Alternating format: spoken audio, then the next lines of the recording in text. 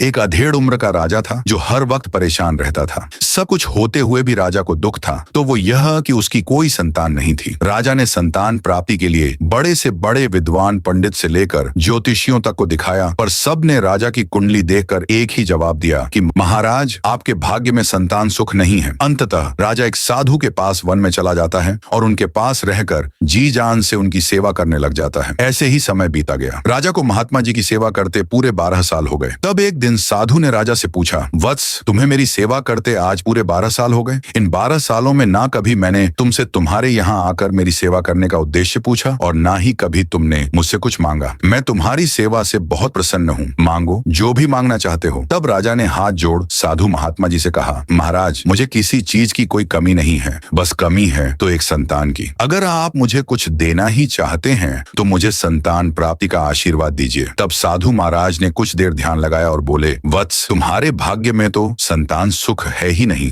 पर क्योंकि तुमने मेरी 12 साल तक सेवा की है तो तुम्हें खाली हाथ तो नहीं भेजूंगा। बेटा, मैं तुम्हें संतान प्राप्ति का आशीर्वाद तो दे दूंगा, पर तुम्हें जो पुत्र होगा उसकी आयु केवल 20 वर्ष की ही होगी। महात्मा जी की बात सुन राजा बोला, हे साधु महाराज, 20 वर्ष ही सही, हमें संतान सुख तो मिलेगा। और वैसे भी महाराज, मेरी आयु 60 वर्ष की तो हो ही चुकी है। 20 वर्ष तक तो शायद मैं भी जिंदा ना रहूं। इसलिए हे महाराज, कृपया मुझे संतान प्राप्ति का आशीर्वाद दीजिए। राजा की बात सुन महात्मा जी राजा को संतान प्राप्ति का आशीर्वाद दे देते हैं। साधु महाराज को प्रणाम कर राजा खुशी खुशी अपने राज्य लौट आता है। कुछ ही दिन पश्चात महारानी गर्भवती हो जाती है। पूरे राज्य में खुशियों का माहौल था। तय समय पर महारानी जी ने एक बिल्कुल स्वस्थ पुत्र को जन्म दिया। यह देख राजा की खुशी का ठिकाना ना रहा। राजा ने अपने पुत्र का नाम वीरध्वज रखा। वीरध्वज जब थोड़ा बड़ा हुआ तो राजा ने उसको शिक्षा ग्रहण करने के लिए बाहर भेजने की बजाय राजमहल में ही उसकी शिक्षा की व्यवस्था कर दी। समय बीतता गया। राजकुमार वीरध्वज की सभी प्रकार की शिक्षा और शस्त्र विद्या पूरी हो चुकी थी। वह अब एक आकर्षक युवा बन चुका था। राजकुमार के जवान होते ही